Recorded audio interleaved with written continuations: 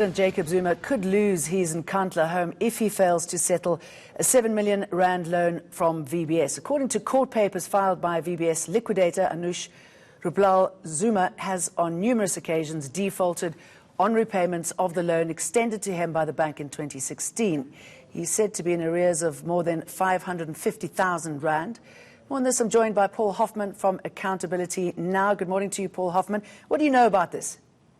Morning. Well, what I know is that the VBS liquidators must be commended for their courage, and one hopes too that they will show tenacity, because they are taking on one of the most famous Stalingrad strategy litigants in South African legal history. I imagine that the summons that they are preparing will be opposed by Mr. Zuma and his lawyers. I can foresee that he will accuse the bank of reckless lending, which would nullify the deal.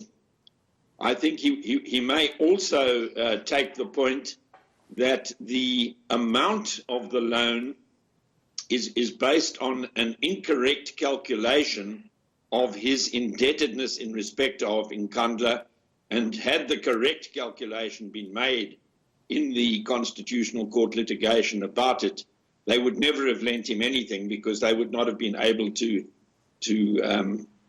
provide a loan of the size that he really owes on the non-security upgrades at Nkandla, given that his only means of support was the presidential pension that he now enjoys. When it comes to the question of whether the Nkandla homestead will ever be declared by the courts to be up for sale in execution, I think that Mr. Zuma may seek to rely on the history of the homestead. Some historians will tell you that it was given to the Zuma clan for their faithful service to the British Army in the last Zulu War. And although the property is now in the name of the Nkandla Trust, which means that King Zwelithini, the only trustee, would have had to consent to the passing of the bond, there may well be legal questions around that.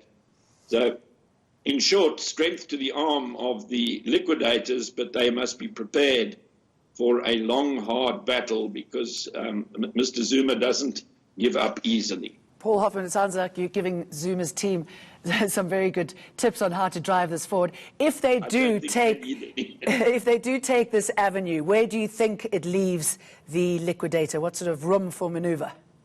Well, I think the liquidator does have a bond over the property. It's not entirely clear to me how that is legally possible, because the property belongs to the Nkandla Trust, and Mr. Zuma is a beneficiary of a permission to occupy the property. So selling the Nkandla Trust property in order to satisfy a debt of Jacob Zuma's might be stretching the law a little bit, but if there is a bond, and the king did consent to the passing of the bond, then Mr. Zuma does have an uphill battle. I think his best defense is that, given his track record, we all know that in the 90s and the noughties, he was in fact subsidized corruptly by Shabir Sheikh, who was sentenced to 15 years in jail for so doing. We know about 783 transactions, going right down to paying for Mr. Zuma's car to be washed and paying the children's education costs. When Mr. Sheikh fell out of the picture, the Gupta brothers came in and gave jobs to his children, and generally befriended him in a way that surely made it more easy for him to survive with so many wives and so many children. So if Mr. Zuma says, listen, I think you were reckless lenders, he has plenty of evidence to support the notion that he ought not to have been given the loan in the first place, in which event the liquidators will go away empty-handed. As you say, brave attempt by the liquidators. Paul, thanks very much.